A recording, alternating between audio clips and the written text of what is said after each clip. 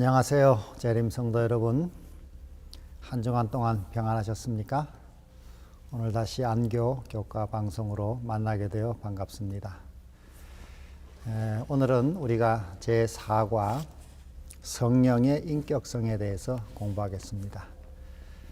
지난주에 우리는 3과 성령의 신성에 대해서 공부했습니다. 성령이 하나님이시라는 분명한 사실, 또 그분은 신성의 사역을 감당하셨다는 내용을 공부했습니다. 창조 사역, 구속 사역, 성경을 기록하는 사역, 또 부활시키는 부활의 사역 등 이 신성의 존재로서 그분은 하나님의 그 사역을 성경을 통해서 우리가 행하심을 성경을 통해 확인할 수 있습니다. 또 그분은 신성의 속성을 가지고 계시다는 것도 공부했습니다. 예를 들어 전지하시고 전능하시고 또 무소부재하시고 또 영원한 존재라는 사실, 이런 것을 우리는 성경절을 확인하면서 공부했습니다. 이 모든 것을 통해서 우리는 성령은 우리의 경배를 받으시기에 합당하고 우리의 찬양과 감사와 또 기도를 받으시기에 합당한 분이라는 것을 우리는 이해할 수 있습니다.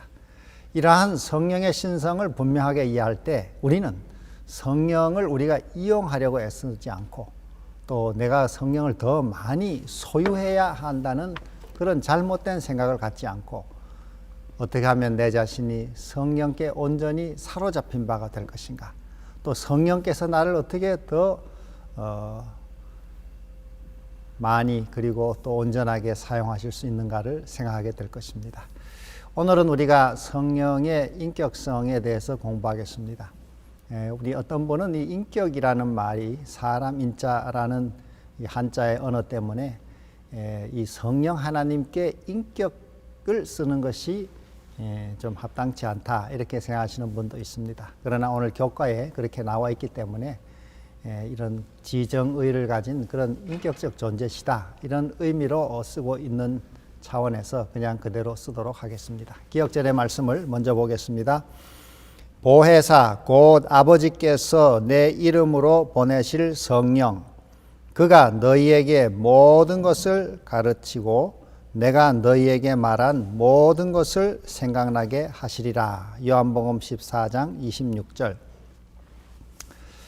성령은 이런 그 위격을 가진 그런 존재라고 하는 것을 이 짧은 기억절을 통해서도 알 수 있습니다.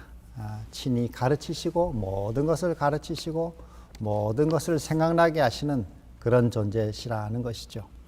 그러나 성경에 보면은 바람, 물, 또 비, 불, 만나, 이슬, 이런 기름 등등으로 성령에 대한 많은 상징들이 나오고 있습니다. 이러한 상징은 성령이라고 하는 존재가 비인격적인 존재가 아니라 성령 하나님은 그 모든 기능을 가지고 계시는 참으로 무한한 하나님이시라는 것을 증거하는 것입니다.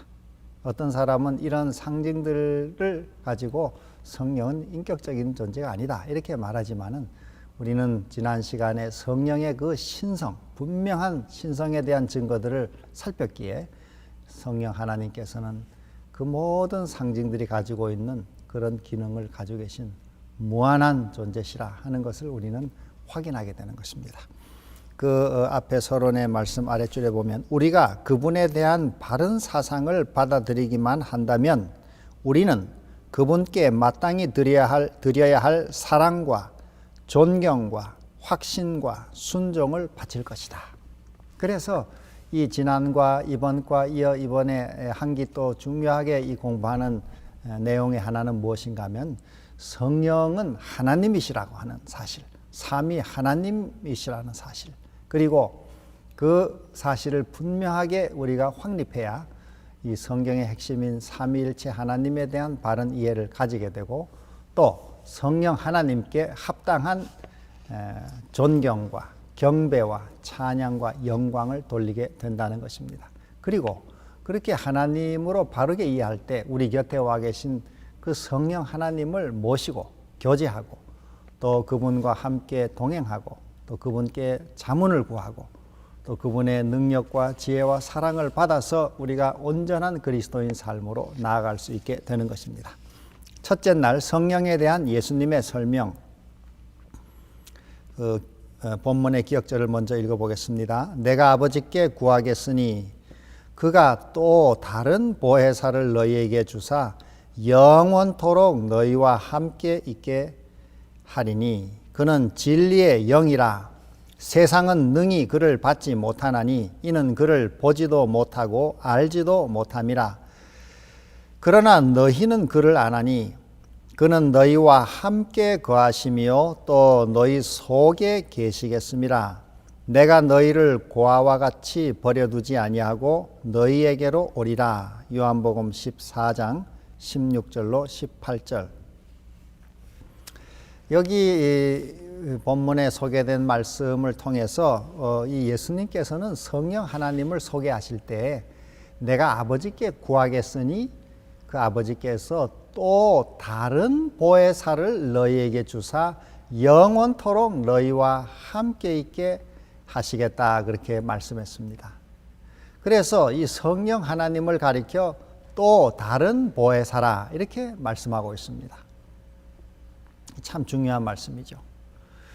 그 밑에 나오는 요한복음 16장 13절로 14절, 또 요한복음 15장 26절로 27절, 또 요한복음 14장 17절 26절을 우리가 살펴보면 이 다 예수님의 말씀을 우리가 이렇게 한번 살펴보면은 이 여기에 나오는 성령 하나님께서는 진리로 우리를 인도하시고 또 그가 듣는 것을 예수님에게 들은 모든 것을 우리에게 말씀하고 또 예수님의 말씀을 듣고 또 우리에게 장래일을 알려주시고 주의 영광을 나타내신다 이렇게 씁니다. 또 이 성령 하나님은 모든 것을 가르치고 예수님의 말씀을 전부 생각나게 해주신다 이렇게 씁니다. 이 성령 하나님이 인격을 가진 분이 아니라면 이런 일들을 도무지 할 수가 없는 것입니다. 또한 그분은 우리 안에 또 우리와 함께 거하시고 또 우리에게 예수 그리스도를 증언하시고 또 죄와 의와 심판에 대하여 세상을 책망하기도 하십니다. 이 모든 내용을 살펴볼 때 성령 하나님께서는 아버지와 아들과 마찬가지로 위격을 가지시고 또 그 자신이 친히 지혜와 또 감정과 또 의지를 가지신 그런 인격적인 하나님이시라 하는 것을 확인할 수가 있습니다. 자, 여기에 한 가지 내용을 보면 이 예수님이 성령을 가리켜 말씀하실 때 내가 아버지께 구하겠으니 그가 또 다른 보혜사를 너희에게 주시겠다 이렇게 했습니다. 이게 또 다른 하는 말이 중요한데 또 다른 하는 이 말은 이 우리 과정 본문에 나와 있듯이 헬라 말로 알로스라고 말합니다. 알로스. 이 알로스라는 말의 뜻은 여기도 써 있습니다만은 다른 개체이면서 성질이 동일한 것을 의미한다 이렇게 씁니다. 그러니까 성령이 또 다른 보혜사라는 말은 이 성령은 그리스도께서 자신과 다른 그러나 성품은 같은 즉 그분과 비슷한 다른 보혜사를 보내실 것이라는 말입니다. 즉 예수님은 자신과 같은 분, 또 자신의 자리를 대신하실 분, 우리 안에서 그분의 사역을 지속시킬 분, 그분을 대표하실 분을 보내겠다고 약속하신 것입니다. 그래서 이 보혜사, 또 다른 보혜사라는 이것은 우리에게 이 성령의 존재를 가르쳐주는 매우 중요한 용어입니다. 이 헬라 말에서는 다르다 하는 말이 두 종류가 있습니다. 하나는 방금 우리가 살펴본 알로스라는 말이 있고, 알로스라는 말은 방금 여기 보신 대로 그 모든 성질이나 내용이나 속성이나 또 이 존재가 다 똑같지만은 그러나 또 다른 별개의 한 개체를 가리킵니다. 그러나 이제 또 다른 이란 말이 이제 또 하나인데 그것은 헤테로스라는 말입니다. 헤테로스라는 말은 내용이나 성질이나 속성이나 뭐 모양이나 이게 완전히 다른 또 한 개 다른 존재를 말합니다. 그래서 영어로 말하면 이 알로스라는 말은 another one, 모든 것이 똑같은 사과, 맛도 모양도 내용도 똑같은데 똑같이 생긴 또 다른 하나의 사과, 또 다른 어떤 존재의 똑같은 존재인데 또 다른 한 존재, 이런 뜻이죠. 그러나 헤테로스라는 것은 뭐 사과와 돌멩이라든지 또 뭐 사자와 또 이 무슨 밤이라든지 완전히 내용이나 성질이 다른, 완전히 다른 것을 가리키는, 영어로 말하면 other one, 이런 뜻입니다. 그런데 여기 성령을 가리켜 예수님께서 내가 아버지께 구하겠으니 그가 또 다른 보혜사를 주신다, 이렇게 할 때 원래 보혜사가 있다는 뜻이죠. 원래 보혜사가 계시고 그 보혜사와 똑같은 다른 한 분입니다. 그러면 원래 보혜사는 누굴까요? 이 또 다른 보혜사가 성령이라니까 원래 보혜사가 있는 것이죠. 그게 있어야 또 다른 보혜사라는 뜻이죠. 그럼 원래 보혜사는 누군가? 이 성경에 보면은 이 보혜사라는 말이 우리말에는 4번 나오고 본말에는 5번 나옵니다. 이 말은 사도 요한만이 사용한 독특한 용어입니다. 성령을 가리키는 독특한 용어예요. 다른 사도들은 이 말을 쓰지 않았습니다. 요한복음에 4번 이 말이 나옵니다. 우리 보면은 요한복음 14장 16절, 26절, 15장 26절, 16장 7절. 그런데 또 한 군데가 나오는데 우리말로는 이게 보혜사라고 되어 있지 않고 대언자라고 번역되어 있어서 잘 찾기가 어렵습니다만은 요한 1서 2장 1절, 바로 예수님이 우리의 보혜사라는 말이 거기 나옵니다. 자, 나의 자녀들아, 내가 이것을 너희에게 쓰면 너희로 하여금 죄를 범치 않게 하려 함이라. 만일 누가 죄를 범하면 아버지 앞에 우리의 대언자가 있으니 곧 의로우신 예수 그리스도시라. 여기에 우리의 대언자가 있으니 그 대언자라는 말이 보혜사, 즉 헬라말로 파라클레이토스입니다. 그래서 원래 이 보혜사는 누군가? 예수 그리스도죠. 예수 그리스도가 우리의 보혜사입니다. 그런데 예수님이 이 땅에 오셔서 이제 모든 당신의 사명을 마치고 십자가에 이제 달리고 앞으로 돌아가실 그 마지막 이제 만찬의 자리에서 이제 곧 떠나가면은 내가 아버지께 구할 텐데 또 다른 보혜사를 보내준다. 또 다른 보혜사, 즉 성령인데 왜 또 다른 보혜사냐? 앞에 보혜사가 계시고 이 보혜사와 똑같은 신성의 존재, 또 앞에 보혜사와 똑같은 사랑이 충만한 존재, 전지전능한 존재, 하나님이신, 똑같은 하나님이시지만은 아버지와 아들 다른 위를 가지신 성령 하나님, 이런 뜻입니다. 그래서 또 다른 보혜사라 하는 말은 원보혜사인 예수님과 똑같은 신성의 존재시고 똑같이 우리를 사랑하시고 똑같이 전지전능하신 하나님이신 성령을 가리키고 있습니다. 이 용어는 매우 중요한 용어죠. 또 다른 보혜사 성령 하나님. 그 한마디 속에 성령의 신성, 또 예수 그리스도와의 동일한 인격, 또 동일한 사랑, 동일한 능력, 우리를 위한 뜨거운 사랑, 이 모든 것이 다 들어 있습니다. 이 보혜사라는 말은 헬라말로 파라클레이토스라는 말인데, 이 파라칼레인에서 온 말인데, 이 말은 두 용어가 합성으로 붙어 있는 것입니다. 파라 플러스 칼레오. 이 파라라고 하는 말은 전치사로 우리 곁에, 이런 뜻이고, 칼레오 하는 것은 부르다, 이런 뜻입니다. 그래서 곁에 와서 돕도록 부름을 받은 분, 받은 존재, 이런 뜻입니다. 예수님은 하늘에서 우리를 돕기 위해 우리 곁에 인간에 오신 것이죠. 말씀이 육신이 되어 우리 가운데 거하셨다, 이렇게 했어요. 그 보혜사로 오신 것입니다. 이제 그분이 사명을 마치고 하늘로 떠나시면서 예수님은 당신과 똑같은 다른 한 분, 즉 성령 하나님을 또 다른 보혜사로 우리에게 보내셔서 영원토록 우리와 함께 있게 하시겠다, 이렇게 했습니다. 이 말은 매우 중요한 용어이고 성령의 신분을 우리에게 보여주는 확실한 용어일 뿐만 아니라 우리에게 큰 위로와 또 용기를 주는 말씀이 아닐 수가 없습니다. 내가 아버지께 구하겠으니 그가 또 다른 보혜사를 너희에게 주사 영원토록 너희와 함께 있게 하시리라.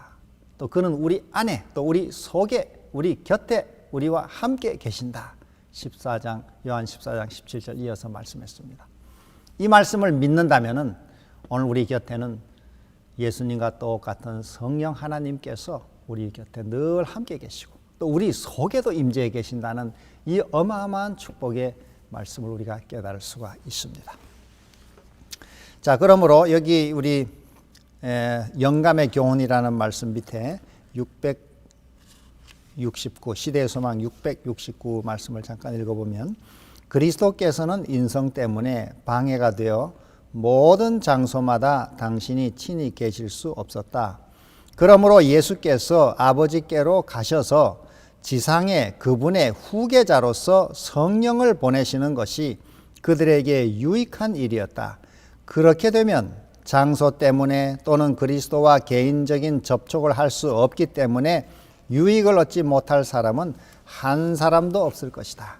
방금 말씀드린 내용과 아주 일치하는 귀한 말씀이죠.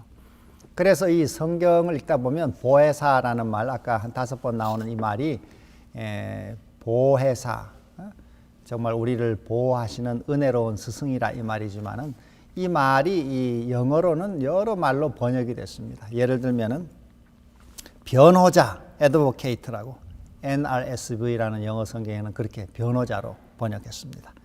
또 킹제임스 버전에는 위로자, comforter라고 번역됐어요. 또 NIV 성경에는 상담자, counselor라고 번역이 됐습니다. 또 이 다른 영어 성경인 그 NASB라는 성경에는 helper, 돕는 자, helper라고 이렇게 번역됐습니다. 또 공동 번역에는 협조자 이렇게 번역되고 가톨릭 성경에는 보호자 이런 말로 번역했어요. 그래서 이 보혜사라는 말이 여러 다른 용어들로 여러 성경들에 번역되어 있음을 알 수 있습니다. 이것은 뭔가 하면은 성령 하나님의 하시는 그 일과 속성이 이렇게 다양하다는 것을 말합니다. 보혜사 한 용어로는 다 묘사할 수 없을 만큼 우리를 도와주시기도 하고 상담도 해주시기도 하고 변호, 법정에서 우리를 변호해 주시기도 하고 또 뭐 위로도 해주시고 또 권면도 해주시고 협력도 해주시고 또 이렇게 대변도 해주시고 이런 교훈도 해주시는 등등 이 모든 다양한 사역을 감당하시는 성령께서 우리 곁에 우리와 함께 영원토록 계시다는 이 놀라운 축복을 우리가 감사하고 자주 그 성령 하나님의 은혜를 받아 우리가 누리도록 해야 되겠습니다. 둘째 날 성령의 인격적인 특성들 1. 무릇 하나님의 영으로 인도함을 받는 사람은 곧 하나님의 아들이라. 성령이 친히 우리의 영과 더불어 우리가 하나님의 자녀인 것을 증언하시나니. 로마서 8장 14절로 16절. 여기 말씀과 또 그 후에 나오는 여러 다른 말씀들을 통해서 우리가 살펴보면은 성령 하나님께서는 우리를 위해서 중보하시고 또 하나님의 뜻을 계시도 하시고 또 영감으로 기록도 하시고 또 사도들을 지시하기도 하시고 또 성령의 사랑으로 우리를 채워주시기도 하시고 또 우리가 때로는 성령을 근심케도 해드리고 근심도 하시고 또 우리를 위해서 말할 수 없는 탄식으로 간구하시는 탄식도 하시고 또 친히 모든 것을 가르치기도 하시고 증거도 하시고 또 이 아나니아 삽비라 우리 지난과죠 공부한 대로 그렇게 속임을 당하기도 하시고 등등 이 모든 것도 역시 성령 하나님께서 인격적인 특성을 가지고 계시다 하는 것을 우리에게 보여주는 내용입니다. 우리가 보통 인격의 3요소, 인격적인 존재다, 인격이라고 할 때 중요한 3요소를 갖추어야 된다고 보통 말합니다. 인격의 3요소 하면 우리가 지정의, 즉 지성, 감정, 의지를 가진 존재를 인격적인 존재라고 합니다. 그래서 오늘 우리가 성령께서 정말 이런 인격적인 존재이신가 이거를 확인하는 중요한 방법 중에 하나는 그 3요소를 다 가지고 계신가를 확인하는 것입니다. 첫 번째로 우리가 성령께서 인격을 가지신 중요한 증거인 지성을 가지고 계시는가 우리가 확인해 보면 우리 고린도전서 2장 10절에 보면은 성령은 모든 것, 곧 하나님의 깊은 것이라도 통달하시느니라 이렇게 씁니다. 성령은 이 하나님의 깊은 것, 즉 이 깊은 것이라는 말은 깊은 시면을 가리키는 이 말의 의미가 그런 뜻입니다. 하나님의 세계 그 깊고 깊은 그 지혜와 그 모든 내용을 통달하고 계신다. 즉 지성을 가지고 계신 분이시죠. 또 요한복음 14장 26절에도 성령 그가 모든 것을 가르치시고 모든 것을 생각나게 하신다. 즉 예수님께서 가르치셨던 모든 그 가르침을 우리에게 깨우치실 뿐 아니라 친히 또 우리에게 가르쳐 주신다. 성령은 이처럼 가르치시는 지성을 가진 존재임을 확인할 수가 있습니다. 두 번째 요소인 성령은 감정을 가지고 계시는가? 우리 이것도 한번 확인해 보면 우리 로마서 8장 26절에 우리가 마땅히 빌 바를 알지 못하나 성령이 말할 수 없는 탄식으로 우리를 위하여 친히 간구하시느니라 이렇게 씁니다. 이 말씀을 보면은 성령 하나님께서는 우리의 그 사정을 보시고 친히 마음에 탄식하면서 간구해 주신다 이렇게 말씀했습니다. 이 말을 다른 영어 성경에는 아주 깊은 마음의 신음소리를 내면서 우리를 위해 기도해 주시는 것이다 이렇게 써요. 이 말씀은 제게 많은 위로가 되고 또 의지가 되는 말씀입니다. 때로 제가 기도하는 기도의 제목을 가지고 답답한 마음으로 하나님께 기도드릴 때 제 이 짧은 지혜와 또 표현으로 진정한 그 마음의 간구를 다 아랠 수가 없을 때가 있습니다. 어떻게 이것을 더욱 간절하게 아랠 수가 있을까? 그리고 어떻게 적절하게 더 이것을 하나님께 간구할 수 있을까? 그럴 때 여기 로마서 8장 26절에 성령께서 말할 수 없는 탄식으로 우리를 위하여 친히 간구해 주신다. 그래서 저는 종종 기도할 때 저의 간구의 주제를 기도를 성령께 대신해 달라고 부탁할 때가 있습니다. 성령 하나님, 이 기도 제가 드린 이 기도를 성령께서 가장 아름다운 말로 친히 간구해 주십시오. 말할 수 없는 탄식으로 간구해 주십시오. 그렇게 간구해 주신다니 감사합니다. 그렇게 제가 기도를 부탁할 때가 있습니다. 그렇게 부탁드리면은 그런 기도는 제 마음에 평안을 줄 뿐 아니라 친히 성령께서 또 응답해 주시는 축복도 허락하시는 것을 볼 수 있습니다. 또 다른 곳에 우리 에베소 4장 30절에 보면은 너희가 하나님의 성령을 근심하게 하지 말라. 이는 너희가 그 안에서 구속의 날까지 인치심을 받았느니라. 다시 말해서 성령은 근심도 하시는 분이죠. 그러므로 그분은 지성뿐 아니라 감정을 가지고 계심을 확인할 수가 있습니다. 또 로마서 15장 30절에는 성령의 사랑으로 너희를 권하노니, 다시 말해서 성령 하나님께서는 사랑을 가진 존재라는 것입니다. 성령의 사랑으로 너희를 권하노니. 또 우리가 로마서 5장 5절 우리에게 주신 성령으로 말미암아 하나님의 사랑이 우리 마음에 부음받는다 이렇게 씁니다. 성령은 이처럼 우리의 감정, 우리가 가진 감정, 근심, 탄식, 사랑 등등 이 모든 감정적 이런 요소들도 가지고 계신 분임을 볼 수 있습니다. 마지막으로 세 번째, 성령은 의지를 가지고 계신가? 우리 대표적인 성경 구절이 고린도전서 12장 11절입니다. 고린도전서 12장 우리 11절에 보면은 그 앞서 4절부터 쭉 성령의 은사가 나옵니다. 어떤 사람에게는 지혜의 은사, 어떤 사람에게는 지식의 은사, 믿음의 은사, 병 고치는 은사, 방언의 은사, 방언 통역하는 은사 등등 여러 은사를 말씀하신 다음에 11절에 말씀하기를 이 모든 일은 같은 한 성령이 행하사 그 뜻대로 각 사람에게 나눠주시느니라. 성령이 자기 뜻대로 나눠주신다 이렇게 했어요. 이 성령이 모든 사람의 은사를 주실 때 자기 뜻대로 이 사람에게는 지혜가 필요하겠구나 지혜를 주시고, 이 사람에게는 또 병 고치는 은사를 주면 되겠구나 주시고, 그래서 이 은사를 다 주시는데 이게 누구 마음대로 주시느냐?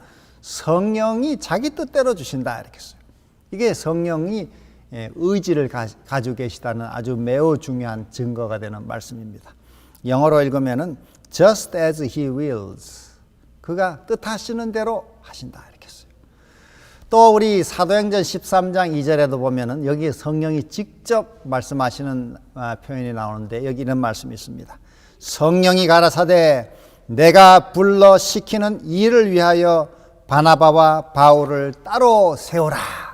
성령께서 바나바와 바울을 따로 세우도록 이렇게 지시하시는 성령의 의지와 강력한 이런 뜻을 가지고 계심을 보여주고 있습니다. 또 우리 요한계시록 2장과 3장 7교회의 각 마지막 말미에 보면은 귀 있는 자는 성령이 교회들에게 하시는 말씀을 들을지어다. 그 성령이 약속해 주는 말씀이 있습니다. 그 모든 이 말미에 성령이 직접 이렇게 말씀하시는 것이죠. 또 사도행전 16장 6절에도 성령이 아시아에서 말씀을 전하지 못하게 바울을 막았습니다. 그래서 아시아로 가지 못하고 바울 일행은 유럽으로 전도 방향을 틀게 되었죠. 이것도 성령께서 의지를 가지고 계시는 분명한 증거가 되고 있습니다. 우리 그 밑에 영감의 교훈의 말씀을 보시면 성령께서는 인격을 가지고 계신다. 그렇지 않으면 그분께서는 우리의 심령에 그리고 우리의 심령과 함께 우리가 하나님의 자녀라고 증언하지 못할 것이다. 그분은 또한 신성에 속한 인격을 갖고 계셔야만 한다. 만일 그렇지 않으면 그분은 하나님의 마음 가운데 감추어져 있는 비밀을 알아내지 못할 것이다. 복음전도 617. 자, 이런 내용을 통해서 우리는 성령 하나님은 이런 인격적인 하나님이시다 하는 것을 확인할 수 있습니다. 우리 그 다음 날 셋째 날 성령의 인격적인 특성들 2. 여기 우리 본문 안에 들어있는 성경절 몇 가지만 읽어보면 너희에게 성령의 능력으로 소망이 넘치게 하시기를 원하노라. 로마서 15장 13절. 내 말과 내 전도함이 설득력 있는 지혜의 말로 하지 아니하고 다만 성령의 나타나심과 능력으로 하여. 고린도전서 2장 4절. 성령과 우리는 옳은 줄 알았노니. 사도행전 15장 28절. 아버지와 아들과 성령의 이름으로 침례를 주고. 마태복음 28장 19절.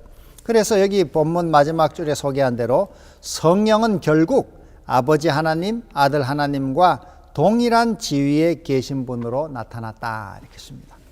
그래서 이 성령 하나님께서 삼위의 한 분이신 이런 인격적인 존재라는 사실은 이런 구절들을 통해서도 우리가 분명하게 확인할 수 있습니다. 우리 그 다음에 여기 묵상 부분에 엘렌 G 화이트는 이렇게 말했습니다. 하늘에는 이와 같이 살아계신 세 분이 있는데 곧 아버지와 아들과 성령이 계신다. 복음전도 615페이지. 자, 그래서 이런 구절을 통해서 우리는 성령께서 분명히 하늘에 삼위로 계시고 또 오늘 우리 구속을 위해서 오순절 이 땅에 강림하셔서 영원히 우리와 또 다른 보혜사로 함께 계시는 능력에 전능하신 하나님이 우리 곁에 함께 하신다는 귀한 사실을 우리가 확인할 수가 있습니다. 그 다음 우리 넷째 날 진리의 영에 대해서 한번 살펴보겠습니다. 여기 본문의 말씀 예수께서 이르시되 내가 곧 길이요 진리요 생명이니. 요한복음 14장 6절. 그들을 진리로 거룩하게 하옵소서. 아버지의 말씀은 진리니이다. 요한복음 17장 17절. 또 중간에 진리의 성령이 오실 때에 그가 나를 증언하실 것이요. 요한복음 15장 26절. 그러나 진리의 성령이 오시면 그가 너희를 모든 진리 가운데로 인도하시리니. 요한복음 16장 13절. 이 요한복음에는 이처럼 진리라는 이 핵심 용어가 담겨 있습니다. 진리가 무엇인가? 이 현대인들은 매우 추상적이고 이론적인 개념을 가지고 있습니다만은 요한이 말하는 이 진리는 매우 구체적이고 인격적인 의미를 담고 있습니다. 예를 들어 예수님이 내가 곧 길이요 진리다. 요한복음 14장 6절에 이렇게 예수님 자신이 진리라고 말씀하고 있습니다.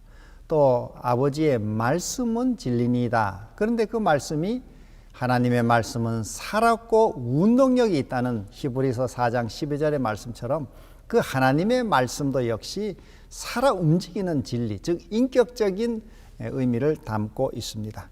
여기 요한복음에는 진리는 인격적이고 구체적인 의미가 있다. 하나님의 진리는 예수 그리스도라는 인격 속에서 가장 잘 계시된다. 그 아랫부분 성령이 우리에게 소개하려는 진리는 매우 인격적인 특징이 있다. 성령은 예수님을 높이며 우리를 그분과의 살아있는 진실한 관계 속으로 인도하신다. 그래서 성령을 가리킬 때 진리의 성령이라 할 때 그 진리는 살아있는 인격의 말씀을 우리에게 소개하는 성령 하나님이시다, 이런 뜻이죠. 그 밑에 교훈을 보시면 성경에서 진리는 추상적인 개념이 아니라 매우 인격적이고 구체적인 개념이다. 예수님이 진리로 일컬어지는 것처럼 성령도 진리의 영으로 소개되었다. 그래서 성경에 보면은 이 삼위 하나님이 다 진리라고 하는 것을 알 수 있습니다. 예를 들어 아버지 하나님이 진리시다. 우리 저기 시편 31편 5절이나 또 이사야 65장 16절에 보면은 진리의 하나님 여호와여, 하나님 아버지는 진리시죠. 그리고 아들 하나님도 역시 진리입니다. 아까 우리 본 요한복음 14장 6절, 내가 곧 길이요 진리요 생명이다. 예수님이 진리죠. 그리고 성령도 진리십니다. 요한일서 5장 7절에 보면 성령은 진리니라. 또 방금 읽은 요한복음 14장 또 16장에 보면 성령을 진리의 영이라. 이렇게 삼위 하나님 모두가 다 진리십니다. 근데 그분들은 살아계신 분들이시죠. 또 그분의 말씀도 살아있죠. 진리, 그분의 말씀도 진리인데 그것 역시 살아 움직이는 말씀입니다. 그래서 우리가 이 진리라고 하는 것을 이해할 때 이 헬라 사상의 영향을 받은 이 서구 철학적 개념으로 진리를 어떤 명제나 또 논리나 이론이나 어떤 그 지식적인 차원으로만 이해해서는 안 되고 그 진리를 인격적으로 우리가 이해해야 합니다. 우리가 이 특성을 좀 구분해 보면은 이 헬라 사상의 특징, 즉 이 명제적 사고의 특징은 논리적이고 또 분석적이고 추상적이고 또 이론적이고 개념적이고 간접적이고 학문적이라고 할 수 있겠습니다. 그 학문하는 데는 아주 좋은 이런 특성들입니다. 분석하고 그걸 개념화시키고 이론화시키고 체계화시키고 정리하고. 그러나 이 히브리 사상, 즉 요한이 기록하고 있는 이 내러티브적 사고는 그 특징이 인격적이고 직관적이고 또 구체적이고 경험적이고 관계적이고 직접적이고 신앙적입니다. 그래서 성경을 단지 학문으로만 어떤 분석하고 또 그것을 이론화하고 이념화하고 또 체계화하는 것만으로는, 교리화하고 이렇게 정리하는 것만으로는 그 진리를 완전히 우리가 깨달았다고 할 수가 없습니다. 오늘 말씀드린 이 내용은 다른 한마디로 말하면 인격적 진리관을 가져야 된다는 것이죠. 진리를 우리가 인격적으로 이해해야 된다는, 인격적 진리관으로 이해해야 된다는 것입니다. 그 말씀이 살아 움직이고 하나님과의 관계를 맺는 것이고 또 그 하나님과의 관계 속에서 삶의 구체적인 이런 경험적인 이해와 깨달음을 가질 때에 또 실천적으로 신앙적으로 실천할 때에 우리는 그 진리를 바르게 이해하는 것입니다. 성경을 지식적으로만 안다고 해서 진리를 깨닫는 것이 아니죠. 그것은 극히 한 부분이고 그 말씀을 믿고 마음으로 순종할 때에 우리는 그 진리의 깊은 의미를 깨달아가는 것입니다.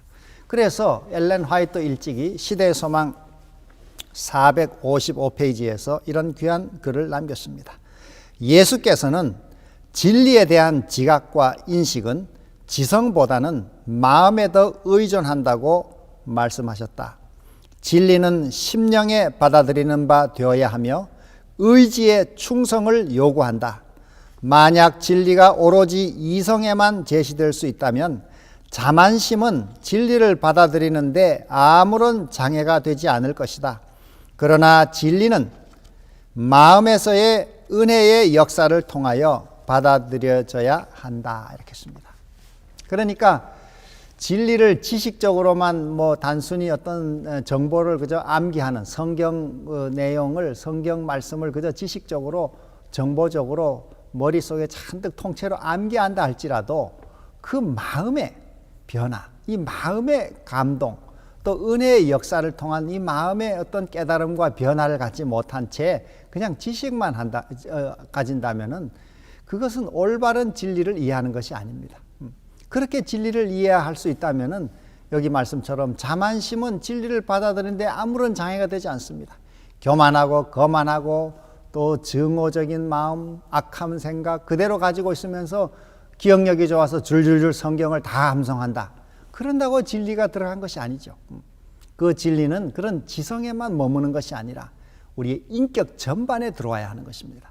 그렇게 하기 위해서는 이 진리를 이해할 때 단순한 지식과 이론으로 어떤 교리로만 이해해서는 안 되고 그 살아있는 말씀, 예수 그리스도와의 깊은 관계 속에서 인격적인 살아계신 예수 그리스도를 묵상하고 또 그분을 이 말씀을 통해서 알고 교제하고 살아있는 관계를 맺음으로써 우리 마음을 그 진리에 굴복하고 예수의 삶에 따르고 성령의 인도에 자신의 삶을 굴복하는 이런 마음의 변화가 있지 않고서는 우리는 진리를 올바로 깨달았다고 할 수가 없는 것입니다.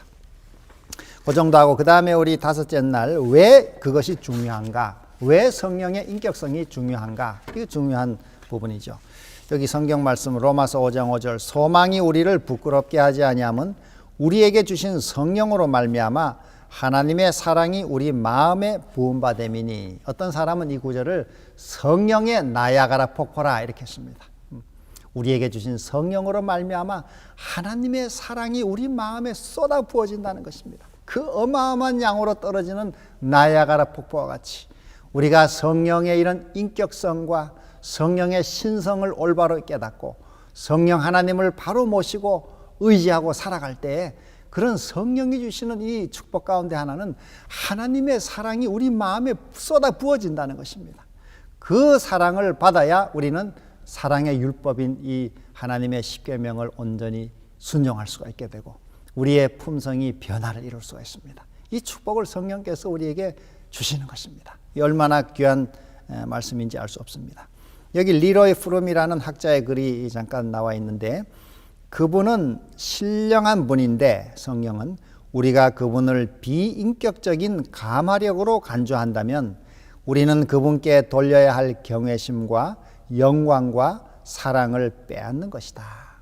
이 성령의 위격, 즉 인격을 공부하는 게 왜 중요한가 하면 그 성령이 인격적인 존재라는 것을 우리가 알지 못하고 부정한다면 우리는 성령께 돌려야 할 영광, 예배, 찬송, 기도 이걸 다 우리는 뺏는 것이나 마찬가지다. 이렇게 설명을 했습니다.